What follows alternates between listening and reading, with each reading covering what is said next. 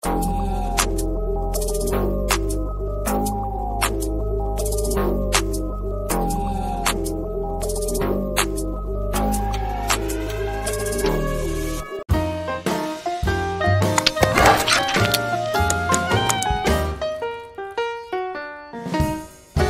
tal, jóvenes cachimbos? Los saluda el profesor Orlando Rocha ya en esta fase previa de cierre del ciclo, en la que vamos a hacer un recuento a partir de un conjunto de textos más o menos proficuo de las principales preguntas que hemos desarrollado hasta el momento, ¿no?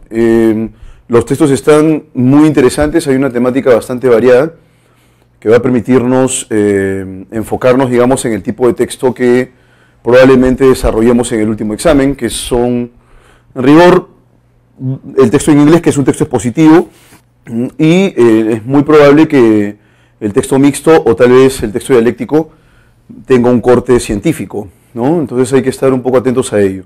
Ya saben que los textos científicos pueden ser de divulgación, de alguna investigación en particular, o también puede ser producto de la práctica científica, ¿no? Eso también es posible. Aunque en ese último caso, la especialización demanda un conocimiento más amplio de los contenidos que se desarrollan en el texto. Entonces vamos a arrancar esta primera sección con 4 textos puntuales, luego vamos a desarrollar 2 textos más y finalmente los 2 textos en inglés, ¿no? Con eso cerramos la semana 18ª. Nuevamente los invito a que pregunten si acaso tienen ustedes alguna consulta sobre el desarrollo de los textos. Siempre es importante hacer una retroalimentación, una discusión. Y bueno, eso lo dejo abierto. De momento entonces vamos a iniciar la discusión y la lectura de un texto sobre Nicolás Copérnico. Empezamos ahora entonces. Entonces el texto empieza así: Nicolás Copérnico, el célebre monje renacentista que revolucionó la milenaria tradición astronómica de su tiempo, lo hizo curiosamente a pesar suyo, contra su voluntad. Voy a ir mucho cuidado con esto. La palabra curiosamente es la palabra de sentido contextual, ¿no? Curiosamente dice a pesar suyo, contra su voluntad. O sea que la revolución no fue, probablemente fue premeditada, me refiero al planteamiento de esta nueva manera de ver el universo, eso sí, el descubrimiento, pero la revolución que generó esa propuesta posiblemente no era algo que él haya trazado como objetivo.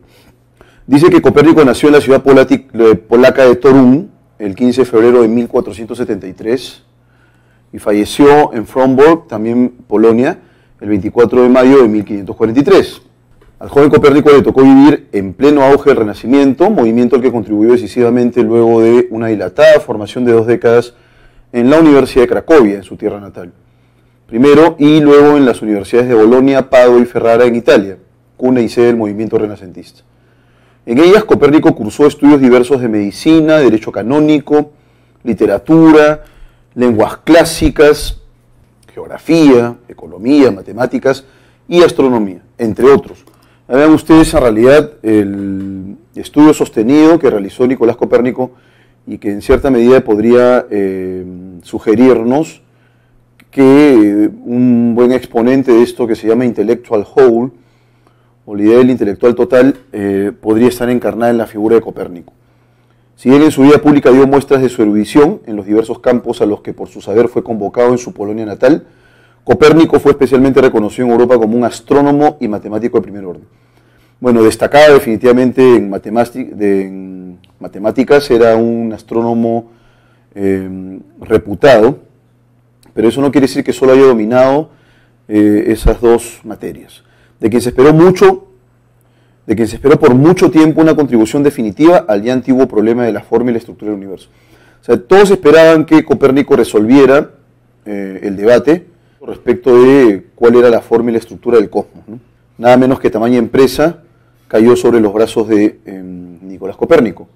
Por 2000 años el hombre europeo desarrolló una visión del universo que desde los pitagóricos hasta la Divina Comedia de Dante había variado relativamente poco.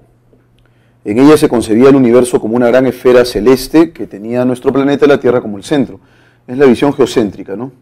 Entonces aquí tenemos el planeta Tierra, por aquí Norteamérica, Centroamérica, Sudamérica, Europa, y bueno, es el centro, ¿no? El centro. Por aquí está el Sol, imaginemos. ¿sí? Por aquí algún planeta, por aquí otro, y así. Vamos a ir más o menos configurando el universo con base en la Tierra como el centro. Alrededor de la Tierra giraban con movimiento, ojo con esto, giraban con movimiento circular y uniforme, distancias iguales a velocidades iguales. Primero la Luna, luego el Sol, los planetas observables a simple vista, Venus, Mercurio, Marte, Júpiter y Saturno. Y por último la llamada esfera de las estrellas fijas, el conjunto de las estrellas visibles en el firmamento nocturno, que constituía la cara interna del límite último del universo. Se trataba del universo tolemaico, propuesto por Claudio Ptolomeo, a partir de los conocimientos por él heredados de los antiguos sabios pitagóricos y alejandrinos, y que él a su vez legaría a los sabios árabes y latinos medievales, que conocieron su obra con el nombre de Almagesto. Bueno, en la Edad Media entonces hubo una especie de herencia de este saber tolemaico, en el cual la Tierra estaba al centro de todo, y bueno, diversos astros giraban en torno de él. Luego dice aquí, este fue el universo que conoció y revolucionó Copérnico con su poderosa mente matemática, un universo que hacia fines del siglo XV e inicios del XVI enfrentaba un conjunto enorme de problemas que le resultaba imposible resolver, y que Copérnico ayudó a comprender mejor proponiendo un giro revolucionario. Sacó a la Tierra del centro y la puso a orbitar junto con la Luna en torno a un nuevo centro, el Sol. Transformó el universo geocéntrico de la antigüedad en el universo heliocéntrico de la modernidad. Pero la humanidad no estaba psicológicamente preparada para un cambio tan radical, ¿no? Es decir, la humanidad daba por hecho, daba por sentado que la Tierra era el centro del cosmos, ¿no? Es en ese sentido que esta idea resulta fundamental. La humanidad no estaba preparada para un cambio tan radical.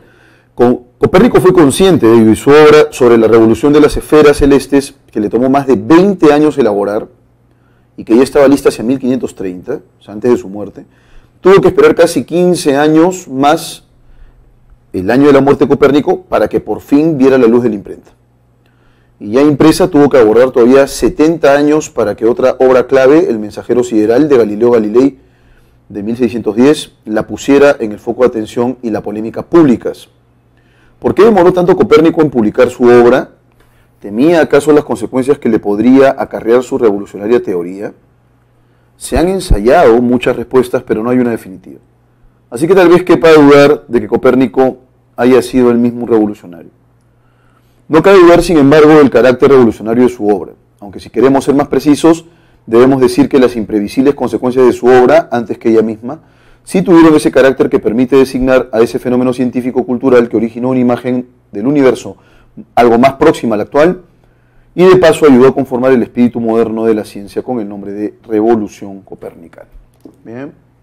Y bien, entonces el autor lo que propone es que en efecto Copérnico genera toda una revolución sobre la concepción del universo, cambia definitivamente la mirada respecto del centro de este, ¿no? Entonces la Tierra deja de ser el centro para él, y en esta imagen, en las cuales esa es una cuestión importante, ¿no? Tenemos imaginemos la Tierra aquí, vamos a colocarle otro color, imaginemos la Tierra por aquí, ahí la tenemos, por aquí tenemos Norteamérica, Sudamérica, qué sé yo, bla, bla, bla, bla. Y bueno, se suponía que las órbitas eran círculos perfectos, ¿no? ¿Estamos de acuerdo? Y en esos círculos perfectos entonces orbitaban los demás planetas. Vamos a colocar estos cuerpos con un color gris. Y por aquí tenemos un planeta, por aquí otro, etcétera, etcétera, qué sé yo. Bueno, esta idea cambia radicalmente. Ya no es más la Tierra el centro del universo, sino el Sol. Y eso genera pues un cambio de concepción, un cambio de mentalidad peligroso, pienso yo, para Copérnico. Y es en ese sentido que esta revolución copernicana hacia el final del texto no se plantea como una revolución que él haya prefijado como un objetivo a cumplir, ¿no? Entonces, respecto de la obra de Copérnico se pone en relieve el hecho de haberse anticipado su tiempo. Esa es la clave correcta, ¿no? En efecto, lo que hace Copérnico es plantear una propuesta muy vanguardista, ¿no? Para la cual se señala aquí la humanidad no estaba preparada, porque la humanidad concebía que la Tierra era el centro del universo siguiendo pues la cosmovisión judeo-cristiana, la cual por supuesto tenía un asidero en la visión tolemaica del cosmos. Entonces la clave correcta es la A. Vamos ahora con la pregunta 2. El adverbio curiosamente remite a una sea, curiosamente, se señala aquí en el texto, él revolucionó esta milenaria tradición astronómica contra su voluntad. En consecuencia, curiosamente, nos remite a una paradoja, un aspecto contradictorio, ¿no? Él no quiso revolucionarlo, pero lo hizo. Ya, entonces ahí tenemos la clave correcta, la D. Se infiere del texto que la teoría heliocéntrica, es decir, el Sol como centro de, ¿sí? Ya esta es una visión novedosa, por supuesto. Ahí tenemos al Sol radiante, incandescente, y ahora es el Sol el centro del universo. Pero ahora ya no estamos hablando de círculos perfectos, ¿no? Ya no son círculos perfectos, aunque Copérnico no es que plantee esto, ¿no? Esto ya es, en realidad, es un planteamiento posterior. Él mantiene este esquema inicial, que estoy planteando aquí a la derecha, de círculos concéntricos perfectos, pero la Tierra deja de ser el centro del universo, ¿no? Y coloca al Sol. Entonces, la teoría heliocéntrica se defiende en El Mensajero Sideral, 70 años después, la obra de Galileo Galilei, obra en la cual se recoge el pensamiento de Copérnico. En consecuencia, la clave correcta sería la B, esta nueva perspectiva del universo. Dada la naturaleza del cambio propuesto, o sea, del cambio de Copérnico, resulta incompatible asumir que Copérnico se refiriese a la trayectoria elíptica de los planetas, es decir, y lo voy a colocar aquí, ¿no? Nuevamente, ahí tenemos al Sol y esta elipse, ¿no? La elipse. Bueno, esta es una visión ya posterior. Esto no fue planteado o no fue concebido por Copérnico en absoluto, ¿no? Él todavía pensaba en esos círculos perfectos. Esta ya es una imagen posterior del cosmos. Entonces, en ese sentido, la clave correcta es la A. Eso sería incongruente, ¿no? Él todavía sigue pensando en círculos perfectos, las órbitas como círculos perfectos. Entonces, ¿resulta incongruente asumir que Copérnico se refiriese al movimiento de las esferas celestes? Sí, habla de eso es compatible. A los ciclos regulares circunsolares, estas órbitas perfectas circulares, eso es correcto. A las estrellas que son visibles en el cielo también, y eso se señala en el segundo párrafo. Entonces la clave correcta es la A, porque en ningún momento él modifica estos círculos perfectos por elipses, ¿no? 5. Si Claudio Ptolomeo hubiese pensado en un universo con la Tierra orbitando alrededor del Sol, habría culminado lo que procuró la antigua tradición griega. Bueno, él es parte de esa tradición griega, ¿no? Así que no puede ser esa la clave. ¿Habría resuelto algunas complicaciones de su propio sistema? Eso es claro, ¿no? Era un modelo, dice aquí, voy a citar el texto. Se señala aquí lo siguiente, ¿no? En ella se considera el universo como una gran esfera celeste que tenía nuestro planeta, la Tierra, como centro. Alrededor de la Tierra giraban con movimiento circular y uniforme, distancias iguales a velocidades iguales, primero la Luna, luego el Sol, los planetas, entre otros, ¿no? Se trataba del universo tolemaico, propuesto por Claudio Ptolomeo, a partir de los conocimientos por él heredados de los antiguos sabios pitagóricos. Y se señala además que este universo, esta visión del mundo hacia fines del siglo XV, inicio del XVI, enfrentaba un conjunto enorme de problemas que le resultaba imposible resolver y que Copérnico ayudó a comprender mejor proponiendo un giro revolucionario. ¿Cuál es? Sacó a la Tierra del centro y la puso a orbitar junto con la Luna en torno del Sol. Entonces, si Ptolomeo hubiera anticipado esta visión del cosmos con un Sol al centro y con los planetas orbitando alrededor, habría resuelto algunas complicaciones de su propio sistema, ¿no? Que era un sistema problemático al plantear la Tierra como centro del universo. 6. Se deduce del texto que el sistema cosmológico configurado por Ptolomeo fue totalmente derruido por Nicolás Copérnico. Esto sería falso por una razón. Copérnico no desecha todo lo de la propuesta de Ptolomeo. Todavía sigue manteniendo las órbitas como círculos perfectos. Carecía de fisuras de índole astronómica el sistema de Ptolomeo, más bien tenía muchos problemas. Así que la B también sería incompatible. Utiliza un sistema matemático arábigo, tampoco es la clave correcta. Digamos que el sistema arábigo vino de manera posterior, y lo dice claramente aquí. Legaría a los árabes y latinos medievales, estamos de acuerdo. De manera que esa no puede ser la clave tampoco y nos queda solo una, era compatible con la doctrina del cristianismo. Digamos que no fue problemática esa propuesta de Ptolomeo, porque se condecía con las Sagradas Escrituras, y más bien sí, la propuesta de Copérnico era una propuesta que friccionaba directamente con la cosmovisión judeo-cristiana, ¿no? Era pues una impugnación de ese saber que por su naturaleza era considerado sagrado. Bien, resolvimos el texto número 1, pasemos de inmediato a la segunda lectura. In Town. Dice acá lo siguiente. La melatonina es una hormona segregada por la glándula pineal. ayuda a restablecer los ritmos fisiológicos y quizá contribuye a regular el ciclo del sueño. Esa es una propiedad. No es de extrañar que se hayan elogiado sus virtudes para aliviar las molestias causadas por los cambios de horario al hacer viajes largos en avión. Esta sigue siendo su aplicación más probada. Y como somnífero universal, ¿no? Entonces se le reconoce por eso a la melatonina. Pero el mayor éxito de la melatonina se debe al temor de la gente a envejecer. La concentración en el organismo de hormonas como la testosterona, los estrógenos y la melatonina es un índice de la juventud de una persona. ¿Cuándo tenemos nosotros un mayor nivel de testosterona, estrógeno y melatonina? Pues cuando alcanzamos la edad adulta, pues alcanza su mayor magnitud en los adultos jóvenes y disminuye a un ritmo constante en la edad madura y la vejez. ¿Qué pasaría si mantuviéramos la concentración propia de la juventud? ¿Podríamos combatir los efectos del envejecimiento? Ciertos experimentos realizados con ratas y ratones parecían indicar que sí. El oncólogo estadounidense William Riegelston y el inmunólogo italiano Walter Pierpaoli trasplantaron las glándulas pineales de unos ratones jóvenes a unos de edad mediana y avanzada para incrementar su concentración de melatonina, y estos rejuvenecieron a ojos vistas.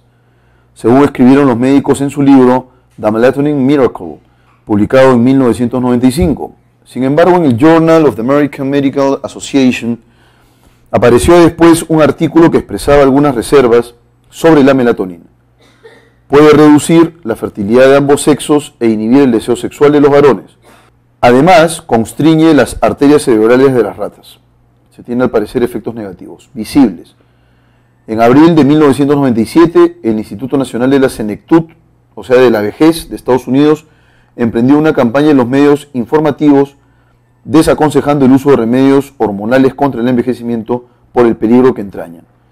Los expertos de la institución advierten que no se ha comprobado que la melatonina tenga las propiedades rejuvenecedoras que se le atribuyen y no aconsejan tomar preparados hormonales si no es bajo la supervisión de un médico. Bueno, aquí el punto en concreto es el desarrollo de la melatonina como tópico, no ese es el tópico fundamental. Pero además es sobre los potenciales efectos negativos de la melatonina. Se supone que esta es una hormona vinculada con la juventud, ¿no? Conforme vamos volviéndonos, vamos cumpliendo nuestro tiempo aquí en el ciclo vital, mientras nos vamos volviendo más viejos, eso va a implicar que los niveles de melatonina desciendan, bajen, y por supuesto que eso va a traer algunos efectos. Esta es una pregunta interesante. En última instancia nos enfocamos en la parte final del texto.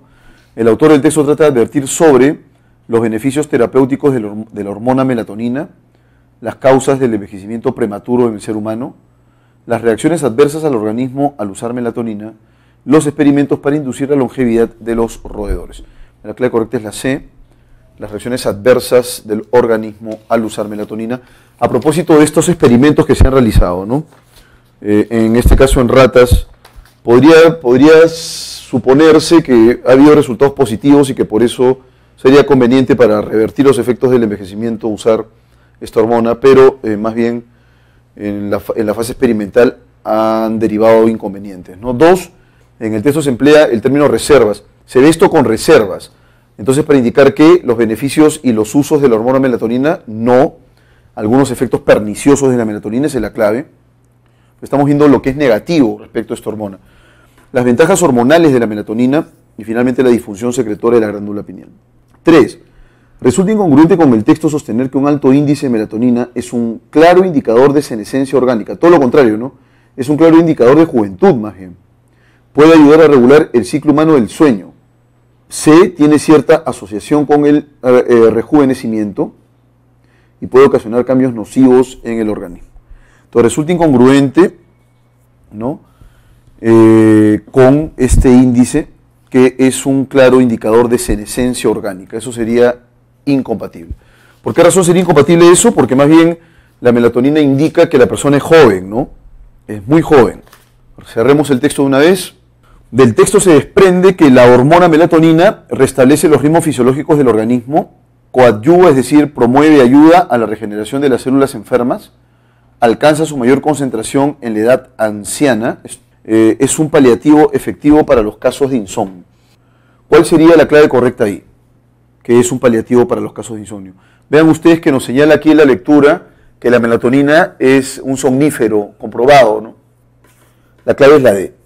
Y finalmente, si se comprobara que la alta concentración de melatonina incide en el rejuvenecimiento de una persona, podría ser empleada como un potente somnífero, ya no se podría hablar del milagro de la melatonina, se reforzaría la campaña iniciada en el año 1997, se corroborarían los resultados experimentales de Ruigelson. La clave correcta sería la D, ¿no? En efecto, si hubiese pues un involucramiento, una correlación entre la alta concentración de melatonina y el rejuvenecimiento de una persona, entonces Ruigelson habría estado en lo cierto. Vamos con el texto 3 de inmediato. Un texto interesante el texto 3, también de divulgación científica, por favor, mucho ojo. Bien, y dice así: en los primeros años del siglo XX, cuando Rutherford y su colega Frederick Soddy estaban investigando la naturaleza de la radioactividad, descubrieron una curiosa y fundamental propiedad del átomo, o más bien de su núcleo. Recibió el nombre de desintegración radiactiva e implicó un cambio fundamental en un átomo individual: la ruptura de un núcleo y la expulsión de fragmentos del mismo. Pero no parecía verse afectada por ninguna influencia exterior. Se calentaran los átomos o se enfriaran, se les colocaran en vacío o en un depósito de agua, el proceso de desintegración radiactiva continuaba imperturbable.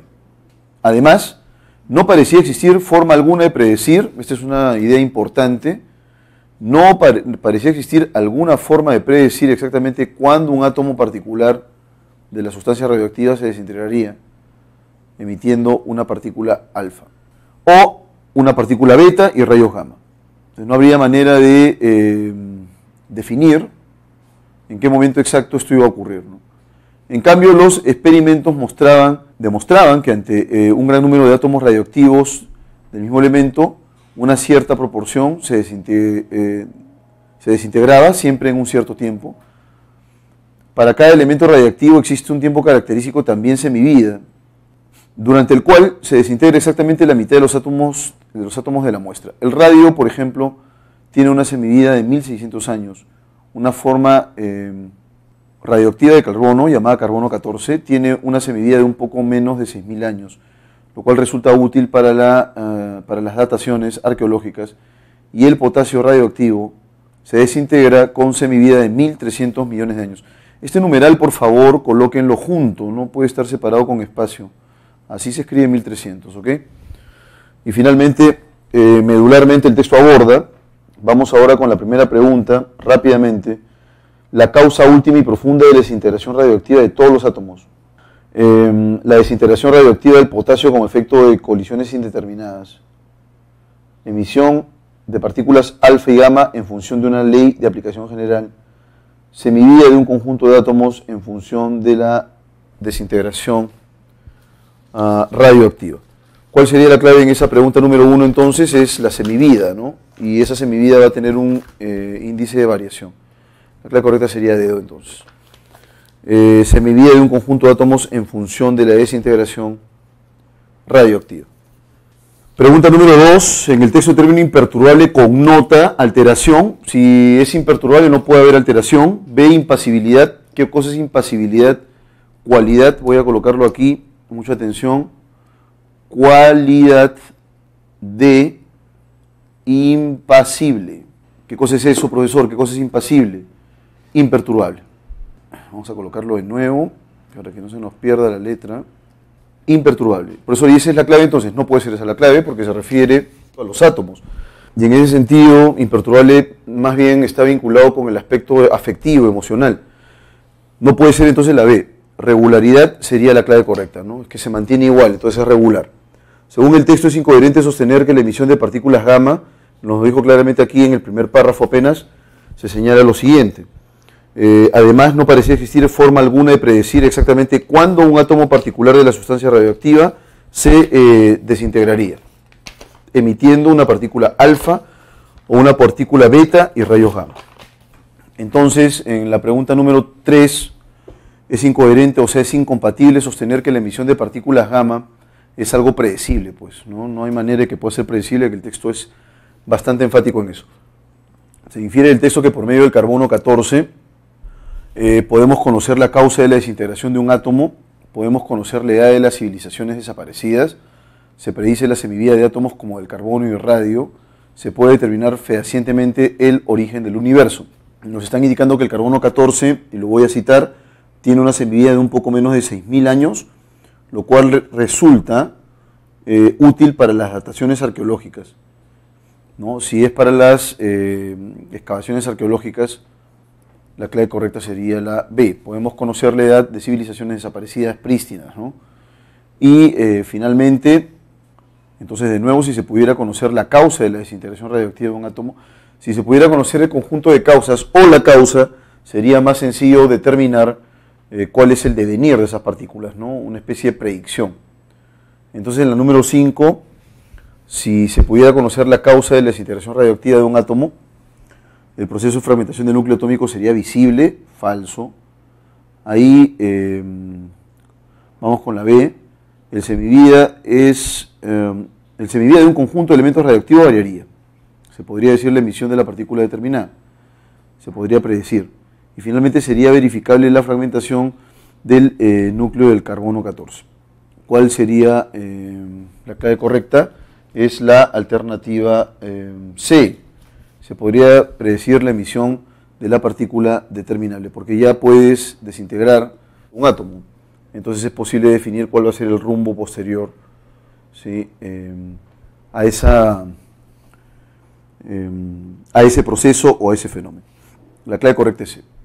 Texto interesantísimo, texto sobre el pensamiento nietzscheano, dice lo siguiente: en el pensamiento de Nietzsche suelen distinguirse tres grandes periodos, y eso es fundamental. Los periodos son tres.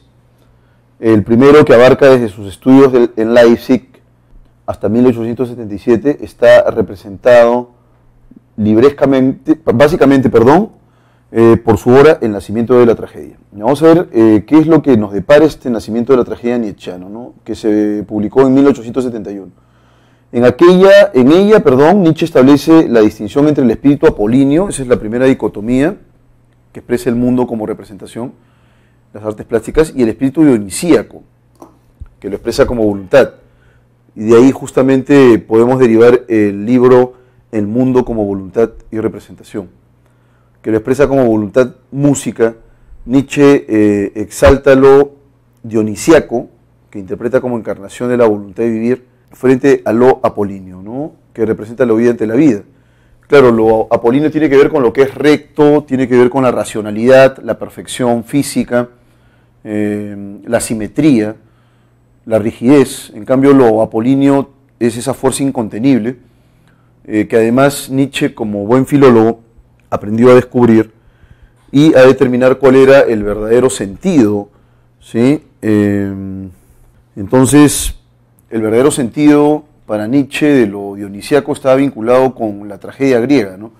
Y la concepción de tragedia que Nietzsche manejaba no era la actual, a saber, la consideración de que somos desgraciados todos y hay que echarnos a llorar, ¿no? Era una visión mucho más frontal ante la vida, y por esa razón él consideraba que lo apolíneo era una huida ante la vida.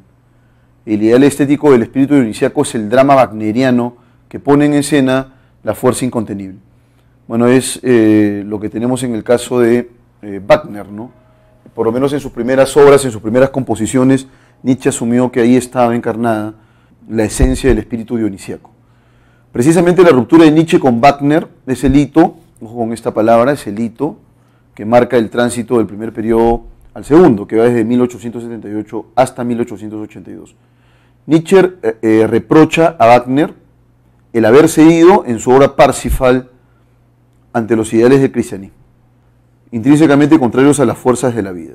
En este segundo periodo, Nietzsche se aparta de los ideales y maestros que había admirado hasta entonces, se muestra crítico hacia el arte y la metafísica y se vuelve hacia el positivismo naturalista de la Ilustración, aunque sin caer en el culto al progreso. La obra central de este periodo es Humano demasiado humano, un libro para espíritus libres dedicado a Voltaire. El tercer periodo del pensamiento de Nietzsche arranca el año 1882 con la publicación de su obra magna, Así habló Zaratustra. O sea, para cada etapa de la filosofía nietzscheana tenemos una obra de sustento, ¿no? Las doctrinas de este periodo parten de la concepción de la vida como dolor, lucha e irracionalidad, pero ahí viene el aporte nietzscheano, es como parte de la cosmovisión griega en rigor, ¿no? Y él, aun cuando aborda ese tipo de tópicos, el dolor, la lucha e irracionalidad que había aprendido en Schopenhauer tempranamente, ¿no? Pero no se queda con todo lo que Schopenhauer señala, porque dice acá que rechaza la actitud de resignación ante ello. Nietzsche tenía la intención de presentar estas ideas en una obra sistemática que debía titularse La voluntad de poder. La voluntad de poder ya es una obra póstuma, ¿no? No es que él la haya acabado y la haya publicado. Al parecer hubo alguna manipulación también de esa obra post-mortem, ¿no? Pero no pudo terminarla. Fue publicada después de su muerte con las anotaciones que se encontraron entre sus papeles póstumos, ¿no? Ahí tenemos entonces la relación de ideas vinculadas con estos tres grandes periodos, no se olviden. El primero, vinculado con la docencia, luego la ruptura de Nietzsche con Wagner, ¿sí? Y finalmente el pensamiento nietzscheano en Así habló Zaratustra, ¿no? Bueno, entonces aquí el texto versa sobre los ciclos de las ideas morales. No solamente son ideas morales, ¿no? Así que eso sería incompatible más bien. La personalidad compleja no tiene nada que ver con la personalidad de Nietzsche. Las etapas sí, que son tres, las había delimitado incluso en cada párrafo. Los periodos de la vida no es la vida, sino es la obra. 2. Se deduce del texto que el pensamiento nietzscheano siempre se adscribió a él. Él tenía pues una visión vitalista, ¿no? Una afirmación de la vida. A pesar de que la vida pueda ser un sinsentido, vale la pena vivirla las veces que sea menester, ¿no? Entonces la clave correcta es la alternativa D. En el caso de Ito, acá se señala lo siguiente, ¿no? La ruptura con Wagner es lo que marca el hito de esta nueva etapa de su filosofía, ¿no? Y que aparece, digamos, materializada en la obra Humano demasiado humano, en la cual ahí replica las ideas del cristianismo y por esa razón rechaza a Wagner, porque considera que en el Parsifal hay, digamos, un viraje también en la propuesta artística de Wagner, ¿no? Entonces él se aleja del espíritu inicial de Schopenhauer, por ejemplo. Schopenhauer era una persona más bien fatalista, a Nietzsche no le gusta eso y entonces cambia de parecer. Ito entonces a qué alude? Alude a un vestigio histórico, momento crucial, límite discutible, demarcación polémica. La clave correcta es momento crucial, ¿no? Porque es un momento en el cual se define un nuevo Nietzsche, una nueva línea de pensamiento. Pregunta número 4. Se colige que la obra de Schopenhauer, El mundo como voluntad y representación. Vean ustedes que Nietzsche plantea lo siguiente en la primera etapa. El espíritu apolíneo, es decir, la figura de Apolo, presenta o configura la representación. Y lo dionisiaco, encarnado en Dionisos, más bien está vinculado con la voluntad. En tanto que tal, se colige que la obra de Schopenhauer, El mundo como voluntad y representación, influyó en el primer periodo del pensamiento nietzscheano, ¿no? Ahí tenemos claramente los dos conceptos, justamente, las artes plásticas para la representación y la música como manifestación de la voluntad. ¿Qué hubiera pasado si Nietzsche hubiese exaltado el espíritu apolíneo? ¿No? Habría ponderado mucho más la música que el arte, no tendría ninguna trascendencia para la filosofía de hoy, habría mirado más las artes plásticas que la música, se habría alejado de Wagner para exaltar el cristianismo. La clave correcta es la C, ¿no? Porque lo apolíneo tiene que ver con el orden, ¿no? Con lo que es rígido, y por esa razón las artes plásticas son la mejor muestra de ello. Entonces la clave es casa.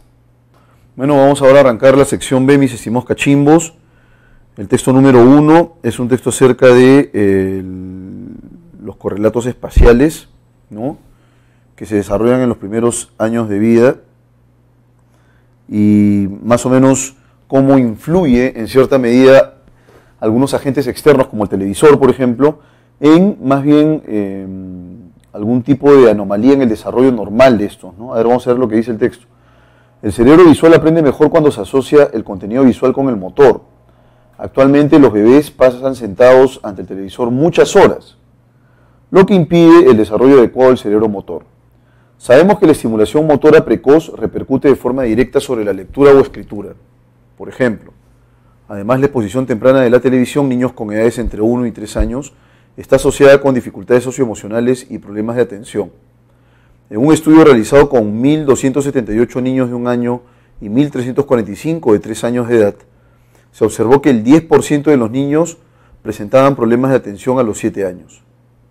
Los autores sugieren que para reducir el riesgo de desarrollar trastornos como el trastorno por déficit de atención e hiperactividad, se ha de controlar la exposición de los niños a la televisión en esos periodos críticos que son tan importantes para el desarrollo cerebral. En el siguiente histograma se muestra la proporción de la muestra analizada en función de las horas diarias que veían en la televisión los niños de 1,5 años. En el eje vertical tenemos la muestra, ¿no? Aparece la proporción de niños expresada en tanto por 1.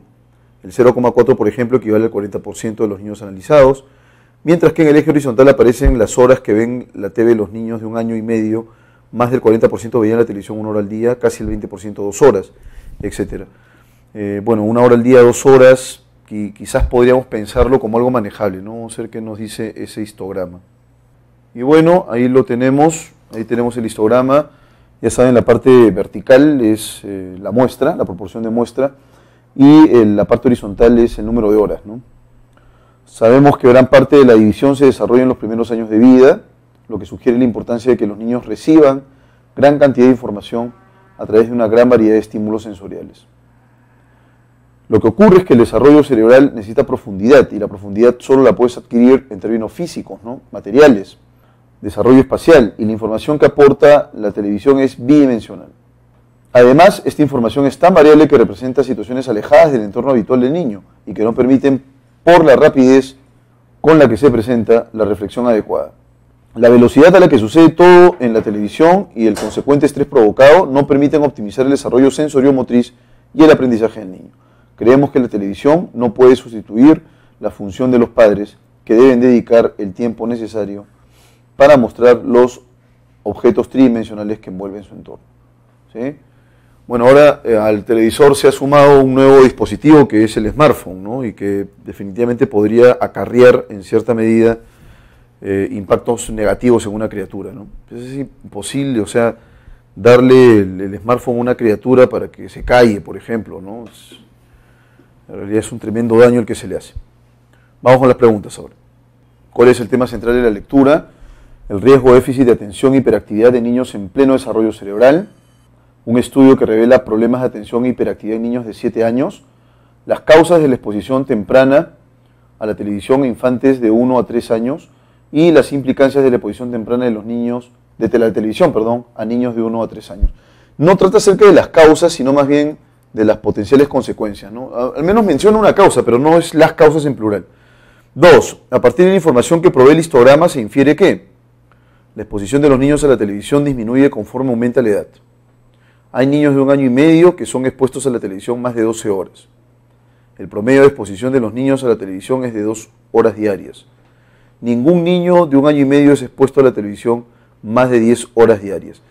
Entonces, lo que tenemos es esto, que sí en el histograma se presenta, aunque es un margen muy pequeño, pero existen niños que están viendo televisión más de 12 horas, ¿no? Es un porcentaje pequeñísimo, pero existe. Entonces la clave correcta sería la alternativa B. Luego en el texto el concepto profundidad que connota, tiene que ver en profundidad con la experimentación del espacio real, ¿no? Por esa razón la clave correcta sería la alternativa C. No puede ser la alternativa A, observación veloz, porque eso ocurre con la televisión.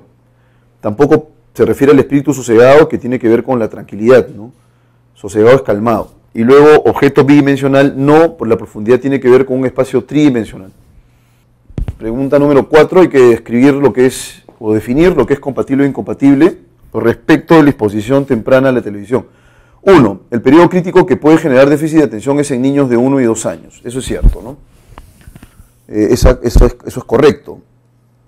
En el caso de produce consecuencias irreversibles, no son irreversibles, podrían tratarse eventualmente.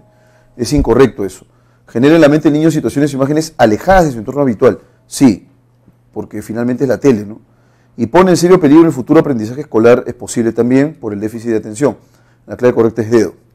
Y finalmente, si en el estudio mencionado en el texto se hubiese concluido que solo un porcentaje ínfimo de niños padecía de hiperactividad y déficit de atención, ¿no? Estos trastornos habrían sido atribuidos a otros factores, la investigación habría sido cuestionada por los profesores, la exposición de niños a la televisión habría sido fomentada el porcentaje de niños con esos trastornos habría disminuido, ¿no? Entonces, si hay pues un porcentaje ridículo, casi nada de ese universo de niños que padecía de hiperactividad y déficit de atención, entonces probablemente estos padecimientos hayan sido atribuidos a otras variables, ¿no? Es decir, hay otras causas detrás y no es la exposición a la televisión.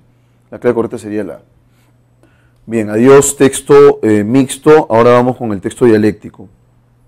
Durante su breve protectorado, que fue en 1821 a 1822, San Martín hizo esfuerzos por asentar la idea monárquica, o sea, lo que quería San Martín era una monarquía, como forma ideal de gobierno para el Perú nacido de la independencia. Este ideal político fue respaldado por su ministro de gobierno, Bernardo Monteagudo, y otros connotados intelectuales. Así, José Ignacio Moreno, a partir de la idea de Montesquieu, argumentó a favor de la monarquía. ¿Cuál era, digamos, el alegato principal?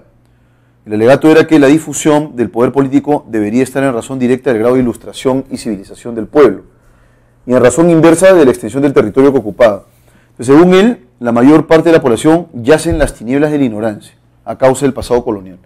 Reconocía que había algún depósito de luz en la capital y algunas ciudades, pero se halla en un corto número de hombres ilustrados en el Perú. Añadió que debería considerarse asimismo la heterogeneidad de los elementos que forman la población del Perú, compuesta de tantas y diversas castas, cuyas inclinaciones y miras han sido hasta ahora opuestas con los diversos matices de color que la señalan. Para deducir de este principio el inminente riesgo de la concordia, si se establece un gobierno puramente popular, este carácter heterogéneo de la población era, según él, en el Perú, mayor que en los demás puntos de América. De acuerdo con Moreno, los hábitos y costumbres se hallaban en el Perú largamente adaptados a la monarquía. Entonces, así era como él sustentaba esta preferencia por un gobierno monárquico. El pueblo se ha habituado a las preocupaciones de rango, a las distinciones del honor, a la desigualdad, de fortuna, cosas todas incompatibles con la rigurosa democracia.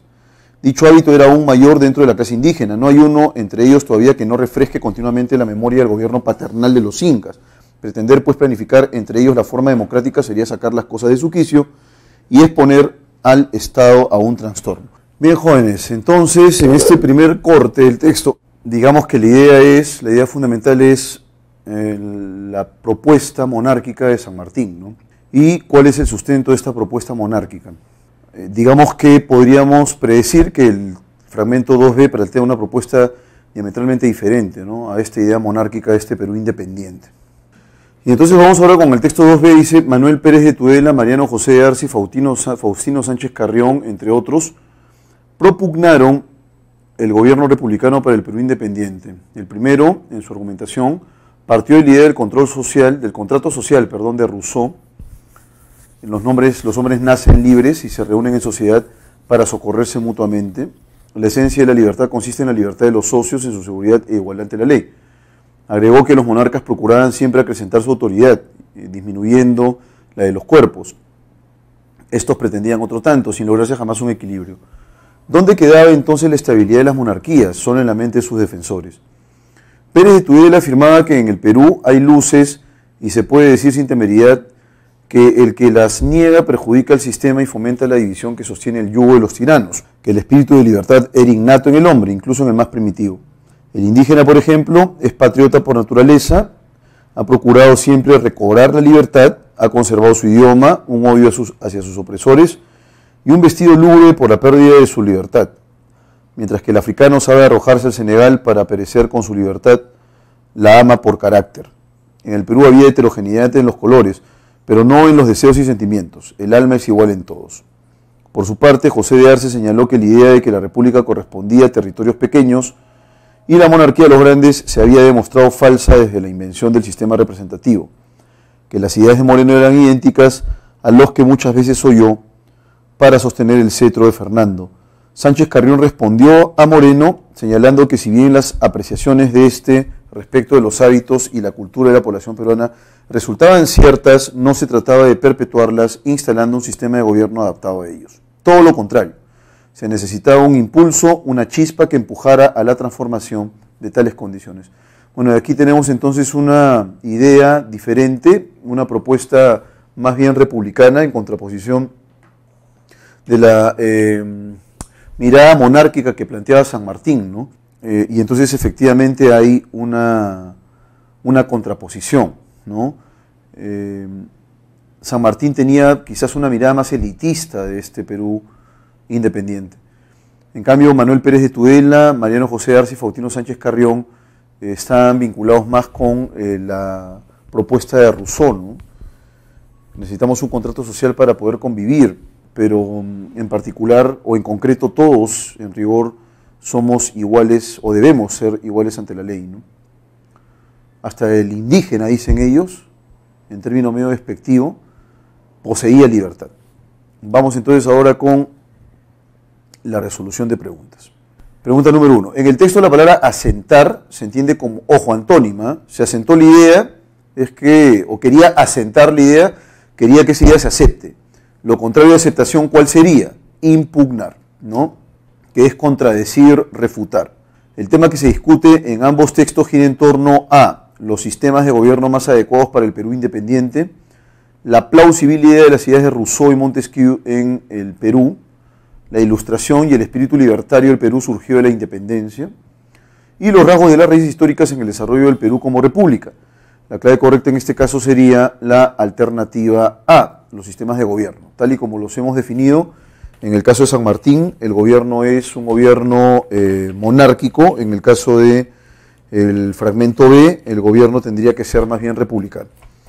Luego tenemos por aquí en la pregunta número 3, según José Ignacio Moreno, los factores que condicionan la necesidad de instaurar la monarquía como sistema de gobierno en el Perú son la gran extensión del territorio peruano, la poca población ilustrada de las ciudades, la insatisfacción frente a las desigualdades y la tendencia a la discordia entre las castas. Entonces la clave correcta aquí sería la alternativa D, ¿no? Ya que dentro de esta lógica, estas serían correctas, mientras que la B sería, la C sería incorrecta, ¿no? Es 1, 2, 4. Muy bien.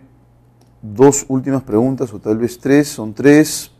Manuel Pérez de Tudela cuestionó la monarquía como sistema de gobierno para el Perú independiente porque su establecimiento habría sido la aplicación de las ideas políticas del filósofo Montesquieu, más bien todo lo contrario, marginado el contrato social y generado conflictos de poder, provocado que los indígenas vuelvan a perder su libertad, privilegiado a las castas opresoras y sometido a los indígenas. En el caso de la pregunta número 4, la clave correcta sería la alternativa B. Efectivamente, el contrato social planteado por Rousseau en el ámbito, digamos, monárquico, en un contexto monárquico, hubiera sido pues inaceptable, ¿no? El contexto monárquico implicaba más bien una concentración de poder en el rey o en la monarquía. En el caso de la pregunta número 5, pese a sus radicales discrepancias políticas, se deduce que Moreno y Sánchez Carrión compartían un mismo diagnóstico respecto de A, el trastorno político que provocaría un nuevo sistema de gobierno. No, esa no es la clave. Nos están pidiendo aquí la coincidencia, ¿no? La coincidencia en cuanto a qué es lo que estaba ocurriendo en ese contexto político-social, la situación económica, social y cultural del Perú independiente, la actitud de la población frente a la desigualdad económica, esa es la clave correcta, ¿no? Había en rigor, en el caso de que ellos pensaban que existía pues un desequilibrio más o menos económico, una desigualdad, obviamente fue una falta de equidad, y que existía pues una respuesta frente a ello, ¿no? En cuanto a la actitud, por lo menos. Si José Ignacio Moreno hubiese argumentado a favor de que la difusión del poder político debía estar en razón inversa al grado de ilustración del pueblo, habría abonado en favor de la estabilidad política, se habría impuesto la propuesta política republicana, habría sido criticado por los bolsones de Luz de Lima y su propuesta política monarquista habría perdido asidero. La clave correcta aquí sería la D, ¿no? Si tú planteas una relación inversa, entonces la monarquía no tiene mucho asidero, ¿no? No tiene mucho sustento, sería más bien poco razonable plantear una tendencia política de ese tipo. Muy bien, señores cachimbos, vamos entonces ahora con el texto en inglés, when making a complex decision, ¿no? Cuando hacemos una decisión compleja. ¿Qué cosa implica tomar una decisión compleja? Una decisión compleja implica que tú empieces a barajar posibilidades, estructures mentalmente un plan, y que ese plan en realidad tenga una fase de series sucesivas, ¿no? Ocurre cuando ustedes, por ejemplo, enfrentan un examen, ¿no? Plantean una estrategia, y la estrategia, si se quiere, va a estar vinculada con la comisión de una serie de pasos, ¿no? Entonces el texto que vamos a leer a continuación tiene que ver con ello, ¿no? Por esa razón aquí además en la primera idea dice, we break the problem down into a series of smaller decisions, ¿no? O sea, lo que hacemos nosotros es algo así como dividir el problema. Bueno, entonces lo que hacemos nosotros es dividir el problema en una serie de decisiones pequeñas, ¿no? Dice acá. O sea, dividimos el problema y tratamos de resolverlo a través de múltiples pasos, ¿no? Y por esa razón lo que tenemos es un conocimiento vinculado con esa toma de decisiones que va a ser, por supuesto, compleja, ¿no? Dice aquí lo siguiente, for example, por ejemplo, when deciding how to treat a patient, cuando decides cómo tratar a un paciente, o cómo tratar a un paciente, cuando se decide cómo hacerlo. A doctor may follows a hierarchy of steps, ¿no? Un doctor puede seguir una jerarquía de pasos. Por ejemplo, choosing a diagnostic test, realizar un examen de diagnóstico, interpreting the results, interpretar los resultados, and then prescribing a medication, y además, y entonces prescribir o recetar una medicación, ¿no? Un medicamento. Entonces lo que hacemos nosotros es establecer una relación jerárquica, ¿no? Es lo que el texto nos señala. Y lo que hace el cerebro es actuar en consecuencia, ¿no? Es como una especie de planificación muy compleja. ¿Qué pasa si en realidad el plan que hemos ideado nos sale mal, ¿no? ¿Qué pasa si cometemos algún error? Bueno, en realidad lo que vamos a intentar buscar, eso es lo maravilloso del cerebro, es qué fue lo que generó ese error, ¿no? Entonces, solamente, digamos, después de cada decisión vamos encontrando o vamos tomando en consideración cuáles son los pasos erróneos que hemos seguido, o el paso erróneo, cuál ha sido la causa para luego replantear la estrategia. Entonces, lo que hacemos es, si definimos cuál es la causa real, entonces ganamos más confianza la siguiente vez, porque ahora vamos a saber qué es lo que va a ocurrir, cómo es que tenemos que actuar, y cuál tiene que ser el plan a idear, ¿no? Esa es más o menos la lógica del texto. Entonces, aquí ustedes tienen a continuación, tienen aquí la traducción. Entonces, traten de establecer una conexión, ¿no es cierto?, entre el texto y la traducción. Justamente es lo que les decía yo al final, que se ha descubierto que el cerebro calcula la confianza sobre el resultado de cada decisión. Entonces, si fallas, lo que hace es replantear la estrategia. ¿Qué ocurriría si el cerebro, por ejemplo, no actuara de esa manera, no procesara la información de esa forma? Bueno, simplemente nos mantendríamos en una situación de inercia permanente. Pero eso no ocurre, o sea, el cerebro trata de ver cuáles son tus posibilidades de éxito para poder ganar más confianza. Vamos ahora con la resolución de preguntas rápidamente. The passages focusing primarily on the... ¿Cuál sería el tema central? Esta es una pregunta por la jerarquía. Diagnosis of complex decisions in the human being. El diagnóstico de decisiones complejas en el ser humano. Complex and subtle decisions. Subtle es sutil.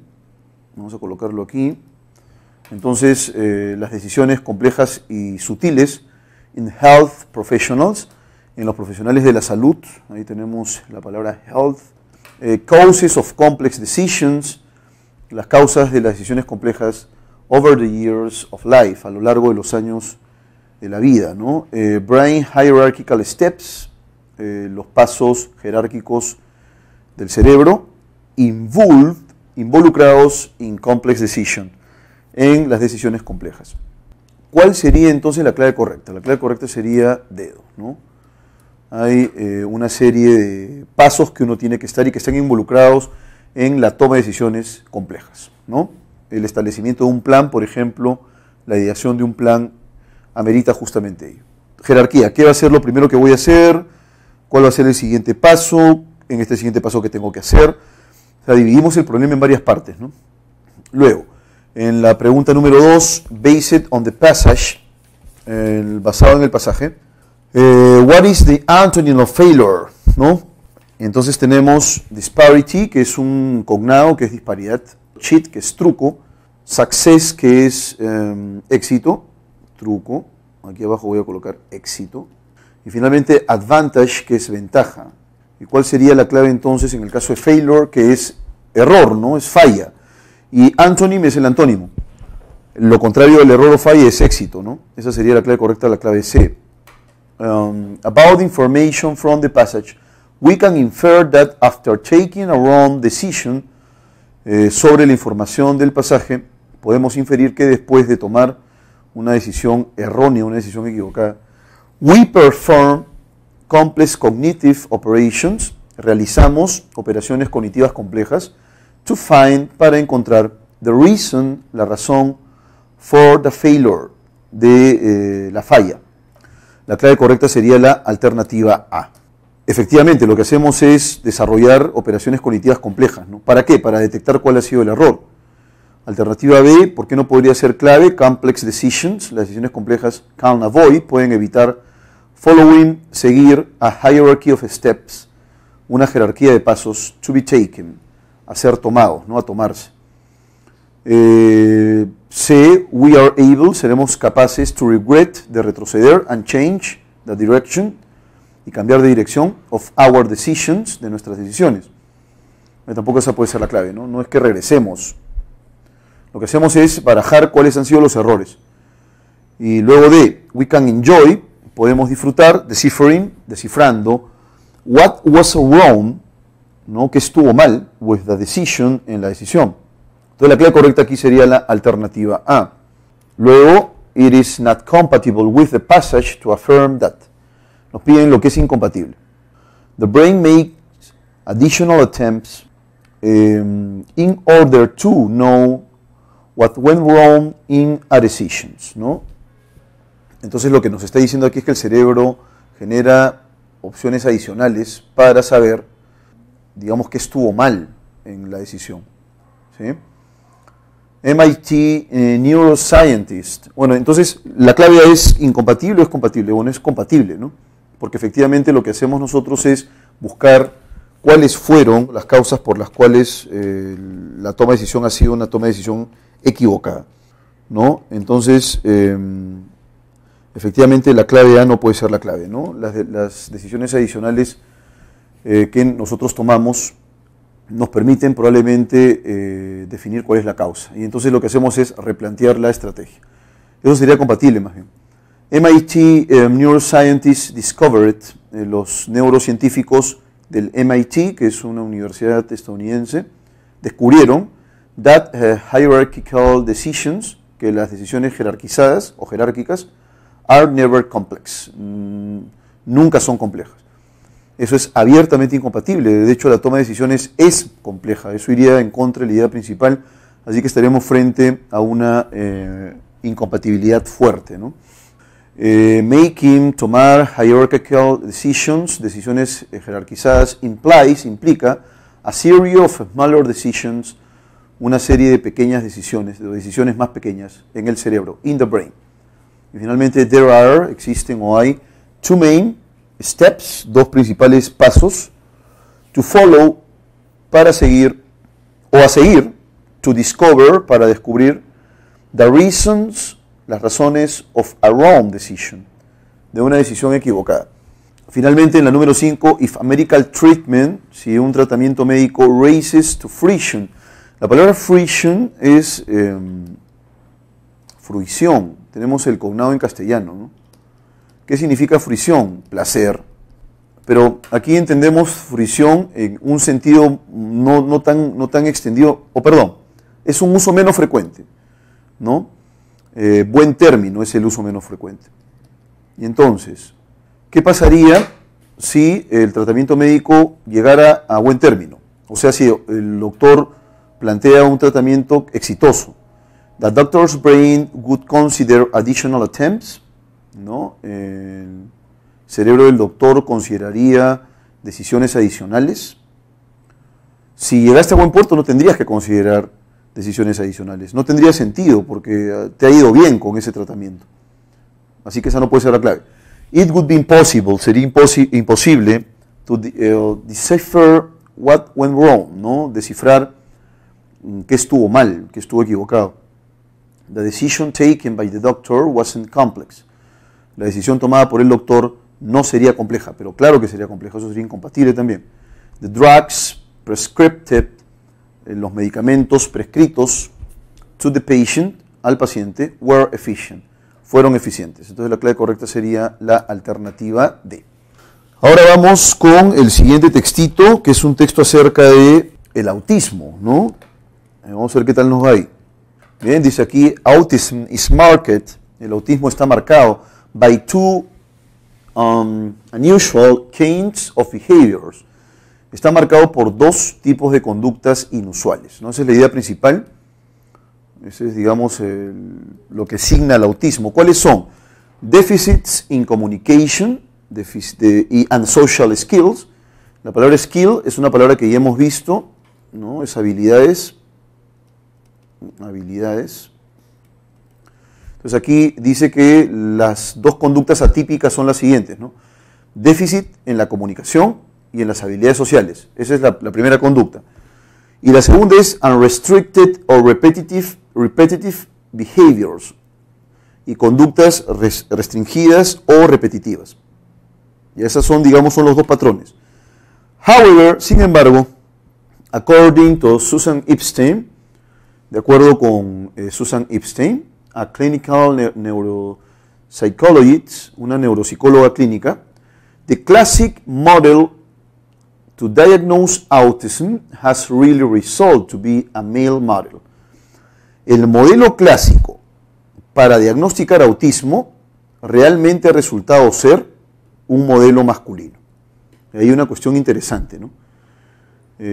Al parecer estas dos variables, los déficits en la comunicación y en las habilidades sociales, además de estas conductas que son reiterativas o restringidas, son en realidad parte de un modelo que se enfoca más en el hombre, ¿no? That is not to say, lo cual no quiere decir, that girls, que las mujeres, don't ever fit it. Don't ever fit it, ¿no? Que las mujeres no encajen, digamos, en este modelo, ¿no? But girls tend, sino que las mujeres tienden to show it, a mostrarlo differently, de manera diferente. Vamos ahora con el siguiente párrafo. Epstein asseverates girls, Epstein afirma, asevera que las chicas struggling, que luchan with undiagnosed autism, con un autismo no diagnosticado, often, a menudo, desarrollan depresión, anxiety, ansiedad, or poor self-confidence, que sería una autoconfianza pobre, ¿no? And clinicians, y los médicos, may not really investigate underneath, esta es una palabra nueva, underneath, que es debajo, y los médicos pueden no investigar realmente debajo, to see, para ver, the social dysfunction, la disfunción social, caused by autism, causada por el autismo. Literalmente aquí es on the other hand, es en la otra mano, ¿no? Pero esto se traduce como por otro lado. Wendy Nash, a child and adolescent psychiatrist, una psiquiatra de niños y adolescentes, at the Child Mind Institute, del Instituto Child Mind, afirma, girls tend to control their behavior in public. Afirma que las chicas tienden a controlar su conducta en público. So people do not catch difference. Entonces algunas personas no logran detectar diferencias. But on these girls get to junior high and high school, it shows as a problem, ¿no? Pero ya cuando las chicas, digamos que entran a un nivel secundario o preparatorio, muestran tal como un problema, ¿no? O sea, lo muestran ya como un problema en rigor. Dr. Nash adds, el Dr. Nash añade, that girls can also be misdiagnosed with ADHD. Este ADHD tiene que ver con el trastorno de déficit de atención, esto es en castellano, trastorno de déficit de atención e hiperactividad, ¿no? Así es como se llama. Entonces, el doctor Nash agrega, se señala aquí, que las niñas también pueden ser diagnosticadas erróneamente con trastorno de déficit de atención e hiperactividad. A lot of girls, muchas chicas, who are diagnosed, quienes están diagnosticadas con este trastorno de déficit de atención y hiperactividad, when they are young, cuando son jóvenes, who actually, y que realmente meet, cumplen, ese sería el sentido de meet, cumplen, the criteria for autism, los criterios para el autismo. O sea, se les genera un diagnóstico erróneo, ¿no? No, es que lo que pasa es que tienen, digamos, este trastorno de déficit de atención y hiperactividad, cuando lo que tienen en realidad es autismo. ¿Y por qué razón? Porque no encaja dentro del modelo masculino, ese es el problema. Vamos entonces con aquí tienen ustedes un vocabulario de cajón, tienen que aprenderlo de memoria. Y ahora sí vamos con las preguntas rápidamente. The main idea of the passage is, en realidad acá vamos a tener que cambiar una de las alternativas para que pueda haber clave. O sea, acá why attitudes, que son por qué las actitudes de las chicas con autismo difieren de los niños o de los chicos. Ya, esta es una pregunta, ¿no? Y al ser una pregunta no puede ser una idea. Y luego, which makes, ¿no? ¿Qué hace difficult, difícil, to notice autistic girls, ¿no?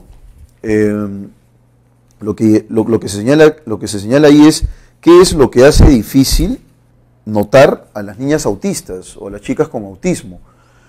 Entonces, no es una idea, porque lo que tenemos aquí más bien es un enunciado subordinado, ¿no? Subordinado, hay una oración subordinada. Entonces, lo que vamos a hacer es esto, borrar which makes y colocar it is difficult, ¿no?